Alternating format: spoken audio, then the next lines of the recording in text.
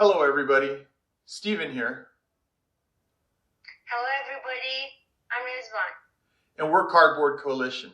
And today we got Rezvan over here off to our side to just kind of make sure I get the rules right and I explain everything clearly.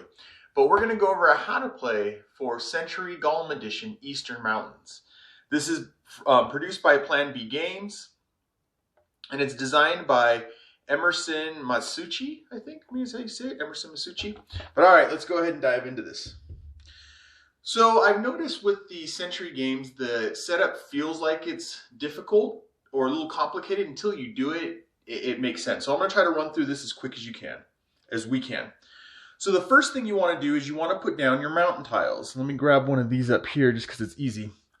These are your mountain tiles. Your mountain tiles are going to have a conversion that you can do. It's going to have each one's going to have a different kind of crystal, and they correspond with these crystals: the yellow, the green, the blue, and the magenta or pink or purple, whatever you want to go with. And we'll talk about that later. But these are mountain tiles. You also have spaces to put down your, we keep calling them houses, outposts. But that's a mountain tile.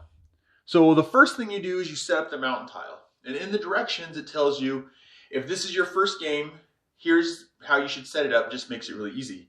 And that puts 6 down the middle, you put 5 down each side, and then 2 mountain tiles on the complete ends.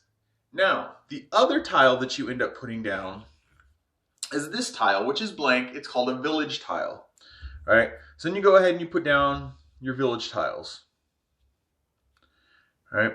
Once you have all that done, the next thing you do is you grab these victory tokens over here, and you make sure you pull out this X. This means a closed town, and I'll explain how that works here in a little bit. So you take that out, you go ahead and put 1 victory point in each village. So it tells you what you have to pay to earn those victory points. So you just take 4 of them, you put 1 in each village. There's a village in each corner. And the next thing you do is you take 5 of these off the victory pile. Let's see if I grab 5. I grab 5. And you take the X, the closed, I keep calling it the X, but the closed town or village, however you want to look at it. I think it's village is what they call it in the book. Let's go with that. The closed village, and you shuffle these up, right? You mix them up really good.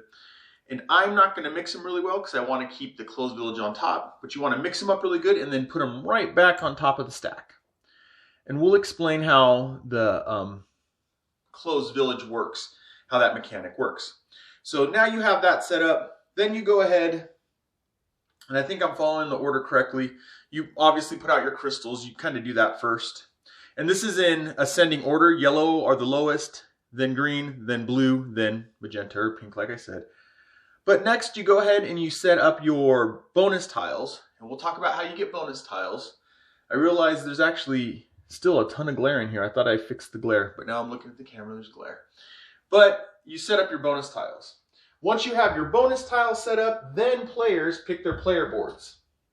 And how they do that is just by handing each player a player board, right? And what you can do, the light's much better, but what you can do is figure out who was the most recent person to get to the top of a mountain, because this is Eastern Mountains, right? So who was the person to last be at the top of a mountain? And then you go ahead and give them the player board that has, I'm going to try not to spill these. Ooh, it's already going. Has this little blue marker right here. That demonstrates, that marks who the first player is. All right, so once you have that, players go ahead and they pick the color that they want to be, right? So everybody picks their colors. Once everybody's picked their colors, they put them on here. And each of these squares covers a number. As you can see as I move these up, they each cover a number.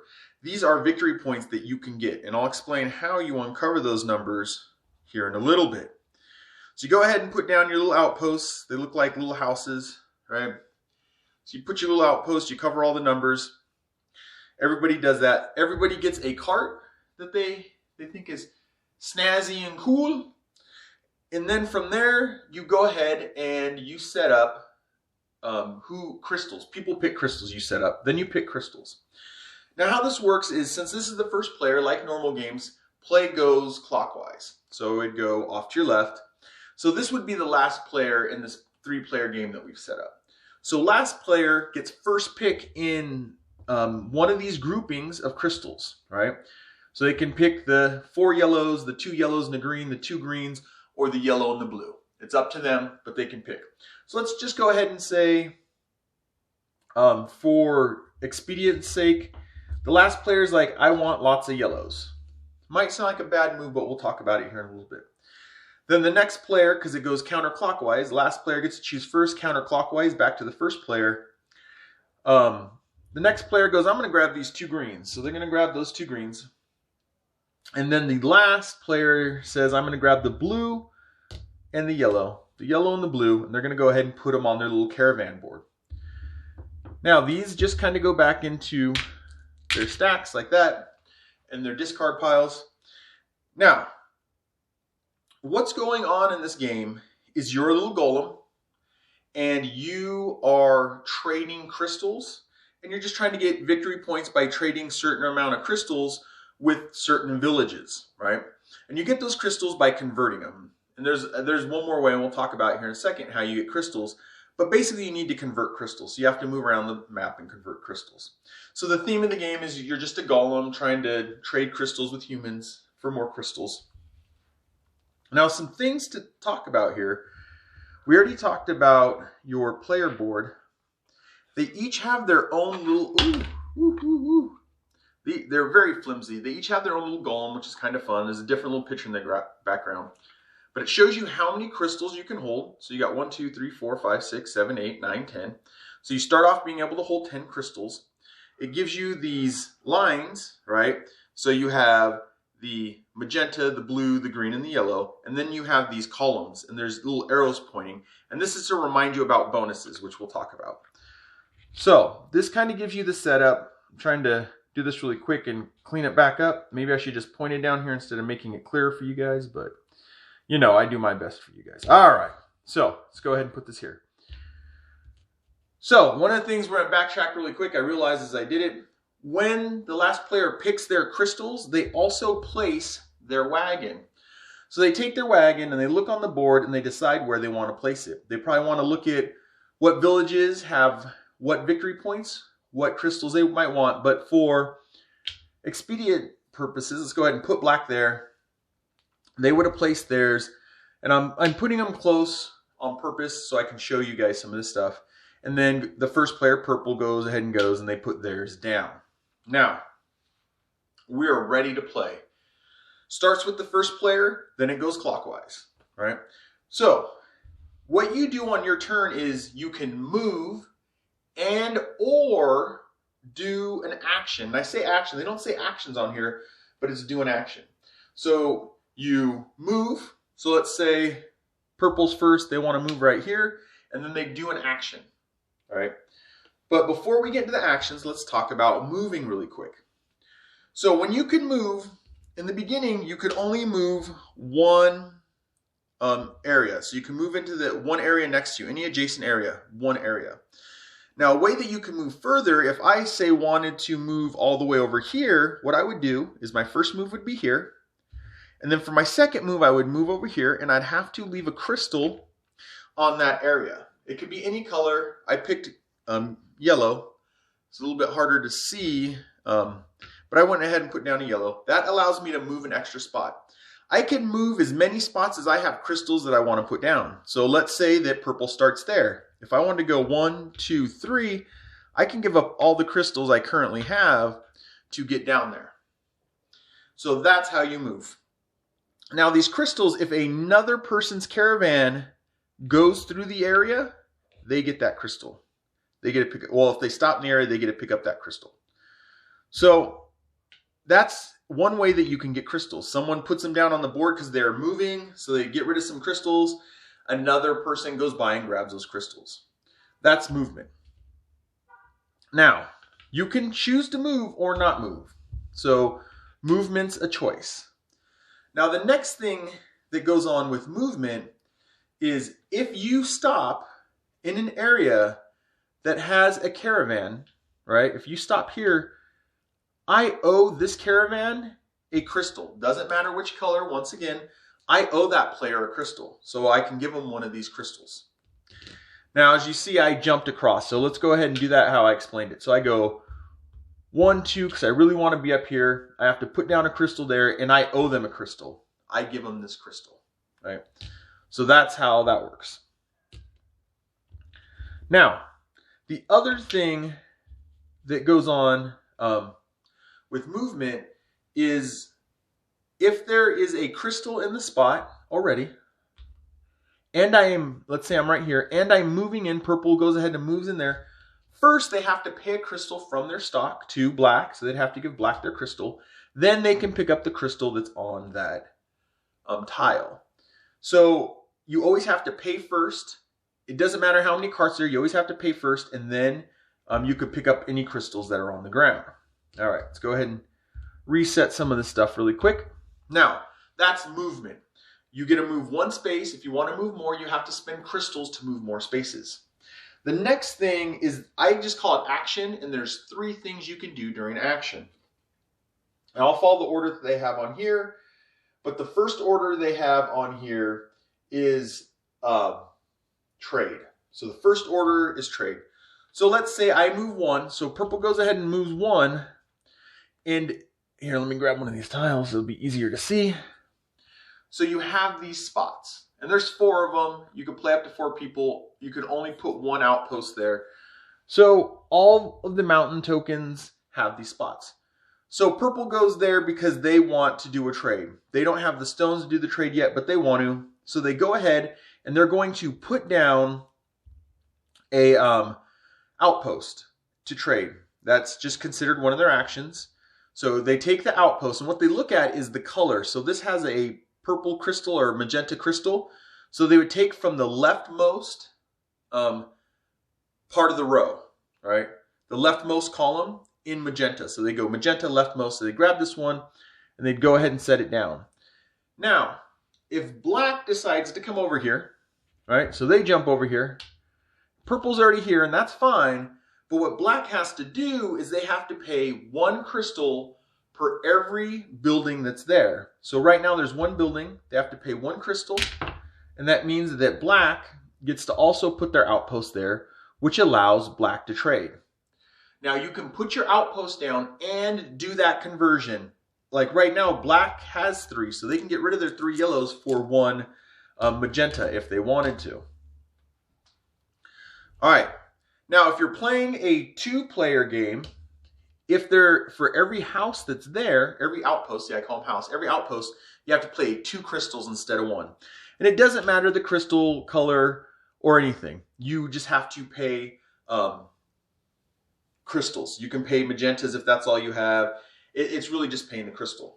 All right, so that's the first thing, is to trade. All right, you get a move, then you get into the action phase. First thing you can choose to do is trade. The other thing you can choose to do is go to a village. So let's say, we'll call this brown, but it's really, I kind of really like this. It's just a varnished wood. So wood, the wood cart goes over here. Because let's say they have enough to pay that village for that token. So what they would do is they would pay what is required. So this one, and we know that the wood one doesn't have it, but it would be 4 yellow crystals and 2 magenta, and they would get this token.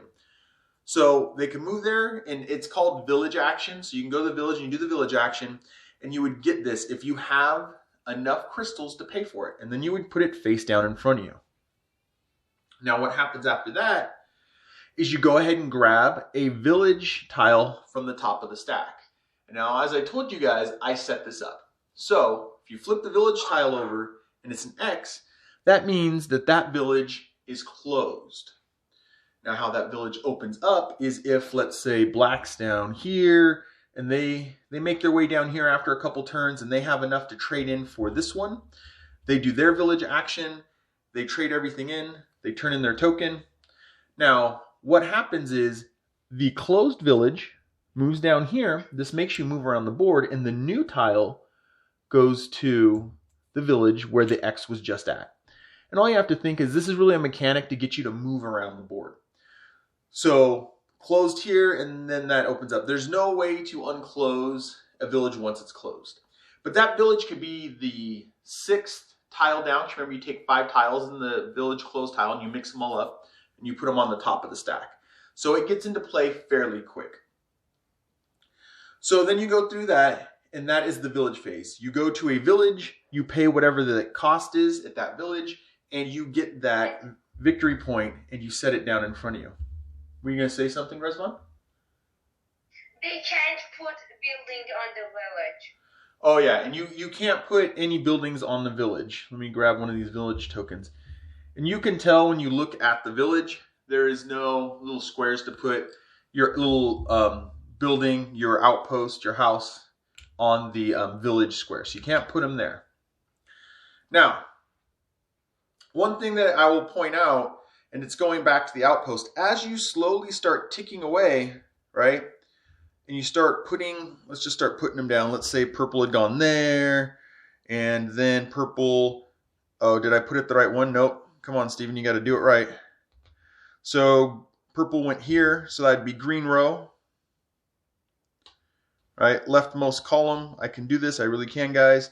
And then these are all bumping around. They're meant to cover each little square. And then let's say purple has gone over here and they put down a house, right? Purple has gone, what do we need? Yellow now. So where's a yellow? So purple's gone here and put down, I keep calling them house outpost. Now they've cleared out an entire column. Now it might not happen like that. It might kind of bounce back and forth, but now they've cleared out an entire column. So what happens with this column is you get a bonus tile. So we have bonus tiles up here, and I'll just run through them really quick. What this tile means is if you do the mining action, which is the last action we haven't talked about, but I'll talk about, you also get a green crystal, and at the end of the game, it's worth 1 victory point. Another tile that you can choose, because you can choose one of these tiles, is whenever you put down an outpost, you get to upgrade any of your crystals. So once you go ahead and you set down an outpost, you can change one of your yellows to green, one of your blues to magenta, anything. It's just a bonus that you have. The next one is this one, which is a free move. So remember I told you to start with, you can only move 1 area. If you have this bonus tile, you can move 2 areas. So let's say if purple had this, you just put it by your player board. Instead of just moving 1 or having to put crystals down, they get to move 1, 2 spaces because they have that bonus move. Now the last thing that we have here, well, not the last thing, second to last thing, it's because one of them's not squared. Second to last thing that you have over here are just straight bonus points at the end of the game. This is 6 points, 5 points, and it goes in descending order 4, 3. Everybody only gets 1 of each of these things, right? That's why they're all there. Oh, one more thing I'll point really quick. You might have looked at it. This is also worth 2 points at the end of the game, 2 victory points. Now, this is the last thing that you can do in the bonus area. See how it circles just like your board? This gives you more spaces. So if you empty that column, you can choose this one and go ahead and set it here, which gives you more spaces in your caravan so you can carry more crystals. So that's the other one. So those are the bonuses. Once you empty out a column, then you go ahead and you get bonuses. And you empty those columns, just to remind you guys, by putting down outposts in the corresponding color. And you always go leftmost column. So if purple maybe went to 2 magentas, maybe their board looks more like this, right? Now once you get into the second column, let's find another magenta for purple. Let's say they had gone there. So now they're into the second column. This means at the end of the game, they get 1 victory point, right? And there's 1s all the way down this column. And then you go 2, 2, same for the whole column, 3. So this is another way to get victory points. As you put these down, you reveal those, and those are victory points at the end of the game. Now, on to the last thing, the last action you can do. The last action you can do is to mine. Or, and I'll just point this out right now, if you guys are looking on here, it says harvest. I had to do some research. Harvest is actually the mine action. So you have the trade action, you have the village action, then you have the mine action, right? So if you're got this game and you really want to know how to play it and you're wondering this harvest, don't spend the time I spent. Harvest means mine. They just did a misprint. It's because there's century right? I think it's called Eastern Expanses or something. This is the Golem version, so they think they probably just copy pasted and did some messing up. So harvest is mine. So the third thing that you can do, right? You can trade. You can put an outpost down and do the conversions.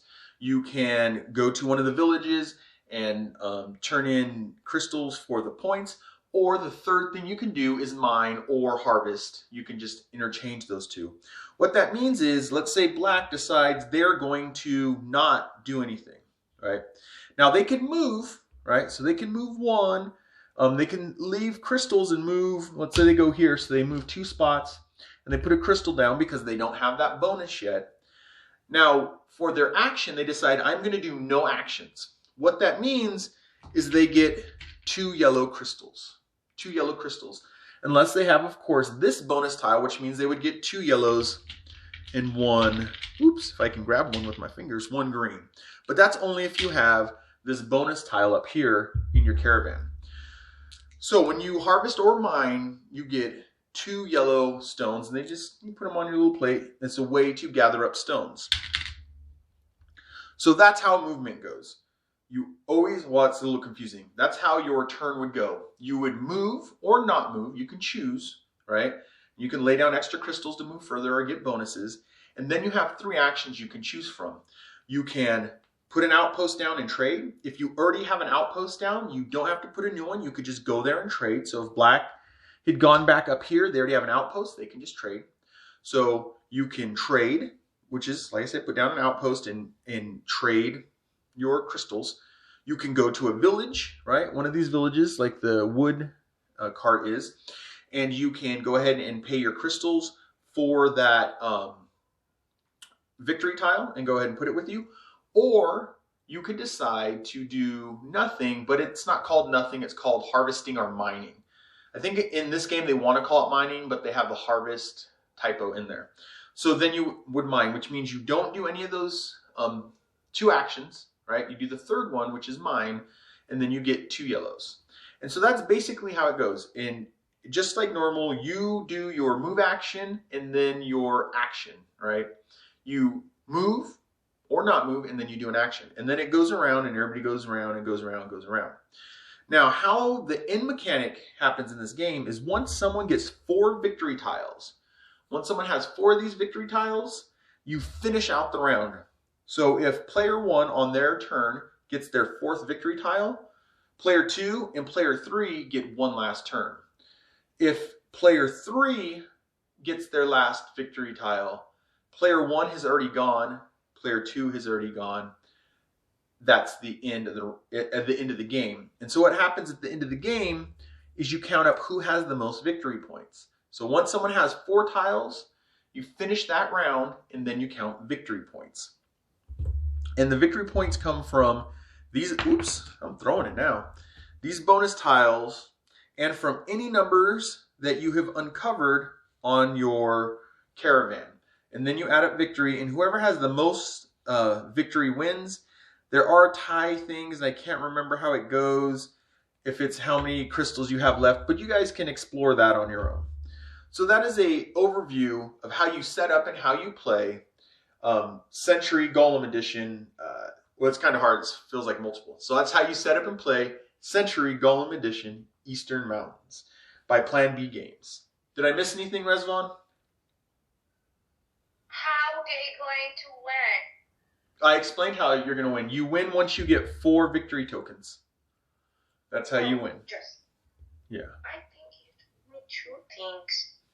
That's the only way to win is to get the 4 victory tokens. Okay. I said wrong. Okay. Yes, everything is good. Sounds good. All right. I got the seal of approval. So my name's Steven. My name is Rizvan. And we're Cardboard Coalition. See you later, everybody. Bye. Good night.